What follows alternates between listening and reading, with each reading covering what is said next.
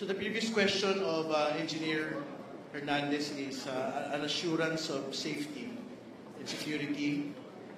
The committee commits to your safety and the safety of your family. We will coordinate with the Senate Blue Ribbon Committee to ensure that you may remain with the House. So within the day, we will speak with our Senate counterparts to make sure that you will remain with the House for as long as needed. Thank you, Your Honor.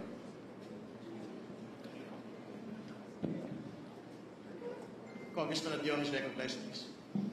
Thank you, Mr. Chair. Mr. Chair, I'd just like to take off from the line of questioning of Congressman Gavin. Engineer Bryce, binigyan ka namin ng oras. You requested for a few minutes para to confer with your lawyers.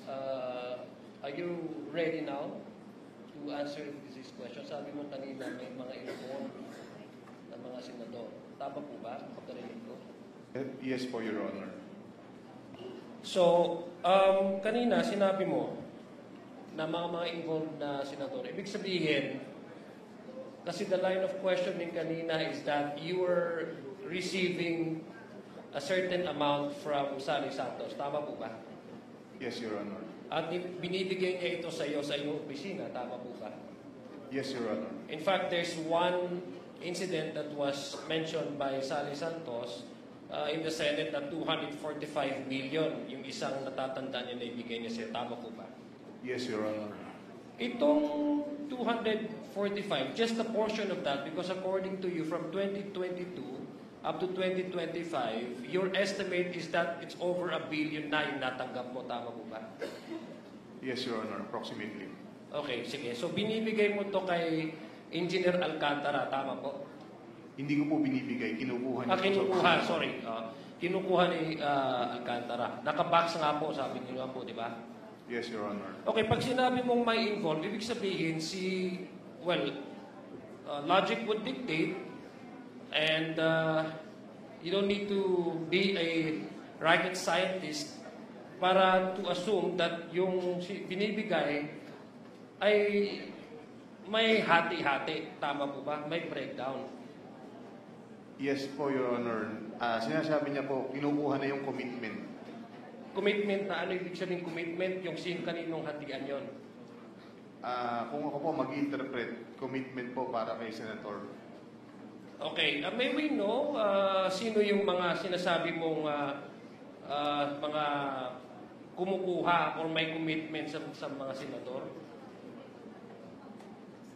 Kasi you mentioned this earlier before we grant you the request of having a recess suspended. May we know who are these sinasabi mong may mga involved na mga senador? Okay lang po bang basahin ko, Your Honor, kung ano lang po yung naisulat ko. Pero pinapangako ko naman po sa inyo na ang full details ito maibibigay po sa written statement namin ng mga abogado ko.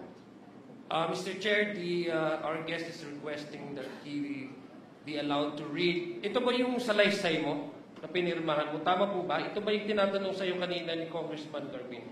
Yes po. Sinulat po at pinirmahan ko rin po. Okay. Mr. Chair, may we request that he be allowed to read his salaysay statement which is signed? Engineer Hernandez, please proceed. Thank you.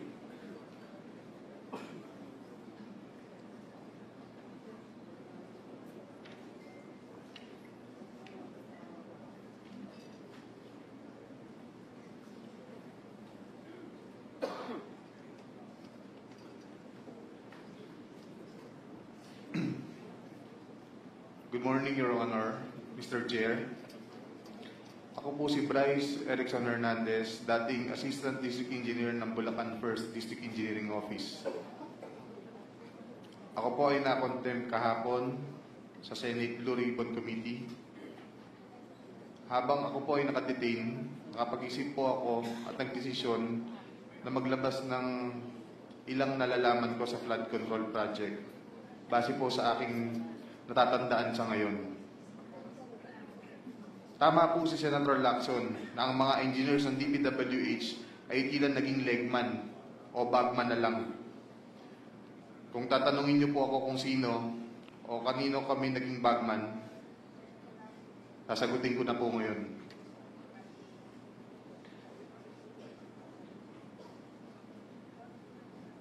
Sabi ni Senator Marcoleta kahapon, ligtas ka na. Hindi po ito totoo. Si Senator Jinggoy Ejercito Estrada, Senator Joel Villanueva, Yusek Robert Bernardo, at D. Alcantara. Si Senator Jinggoy po ay nagbaba ng 355 million ngayong 2025 sa mga ilang projects sa Bulacan.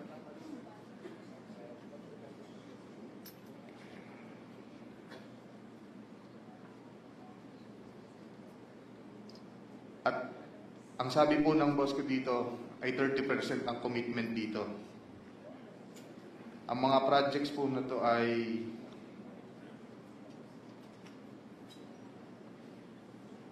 construction of flood mitigating structure with pumping station and floodgate phase 3 sa Hagonoy, Bulacan. Flood control mitigating structure with pumping station and floodgate sa Malolos, Bulacan. Hindi ko na po babasahin lahat to. Isasama ko po to sa aking written statement. No, mahalaga pong basahin yung buong listahan ng mga proyekto. Sige po, These are the line items that everyone has been talking about, so I think the nation deserves to know which particular line items that are in the GAA that are being implemented for these particular personalities. Mr. Chair, may I also request that he be directed to read the entirety of his salaysay? Yes, And yes. not to select portion of his salaysay. Yes, he will. I think he will be required to read the entire, but we need the specific line item in the General Appropriations Act to be able to tie these particular projects to political personalities, not just DPWH engineers, not just contractors. Please proceed. Mr. Chair, may I also ask that the amounts also be read? Yes, I think if it's it, important that the public will also know. The yes, amount. if it is available, Engineer Hernandez, please mention the amount as well. Mr. Chair,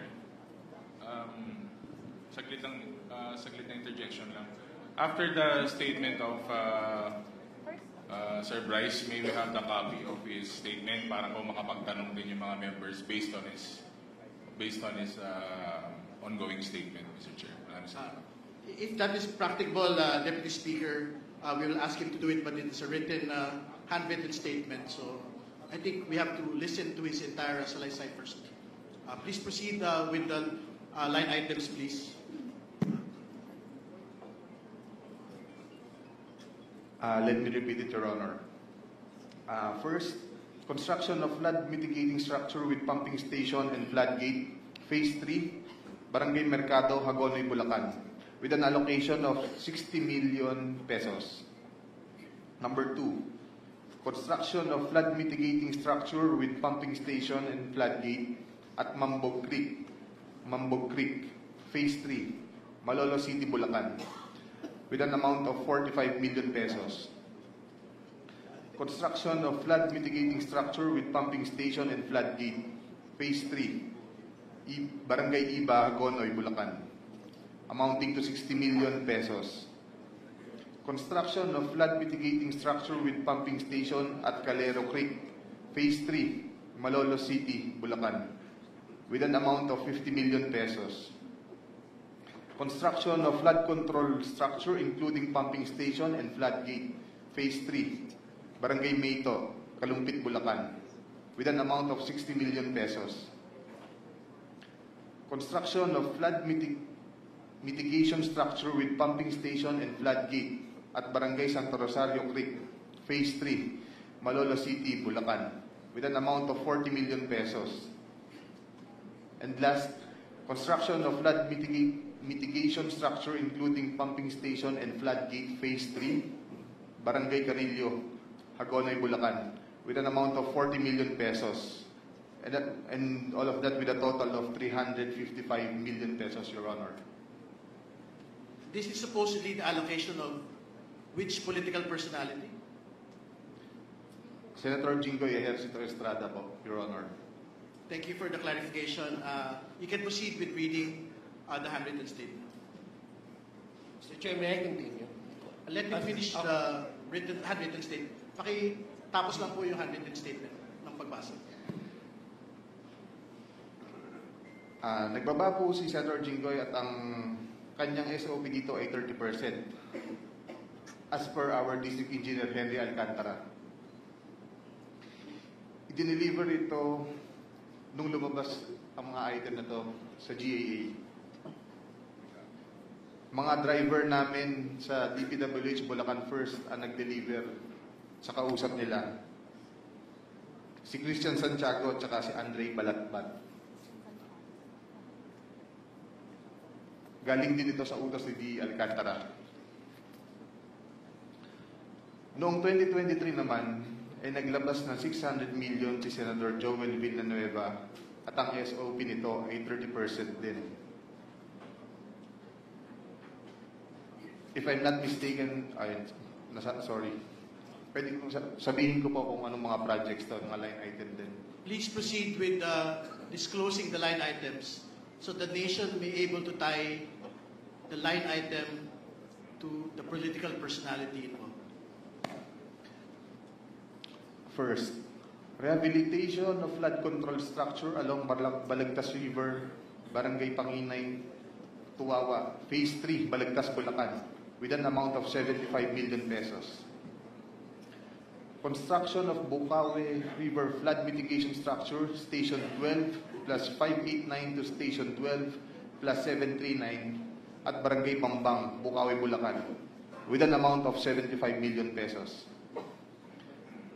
Construction of Bukawi River Flood Mitigation Structure at Station 4 plus 204 to Station 4 plus 354 at Barangay Turo, Bukawi, Bulacan, with an amount of 75 million pesos. Construction of Bukawi River Flood Mitigation Structure at Station 3 plus 036 to Station 3 plus 236 at Barangay Kaingin, Bukawi, Bulacan. Construction of this also has an amount of 75 million pesos.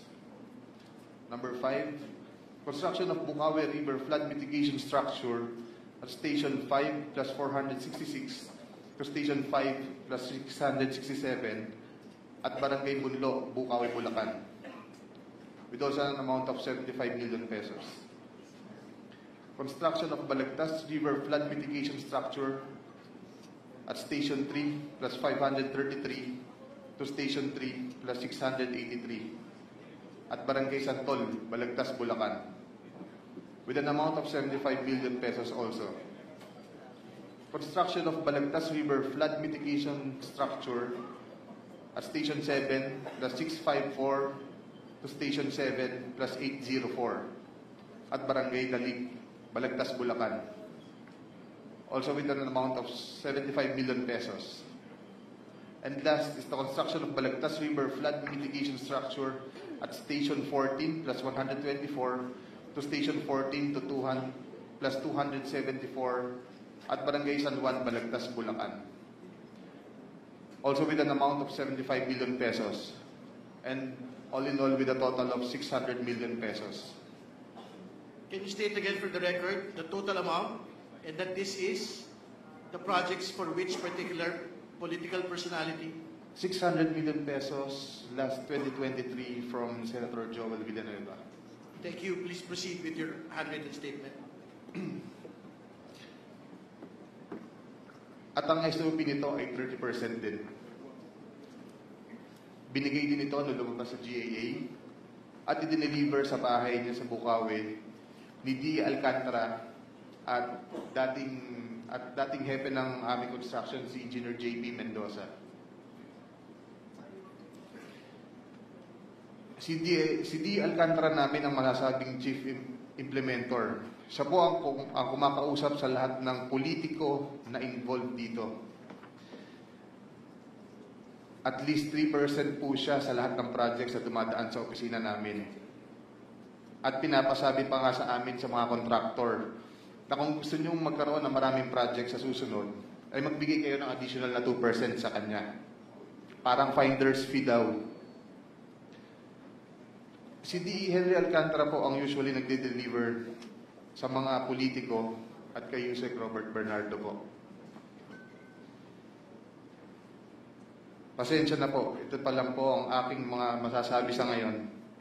Mabigyan lang po ako ng sapat na oras sa pagkakataon na makausap ang aking mga abogado.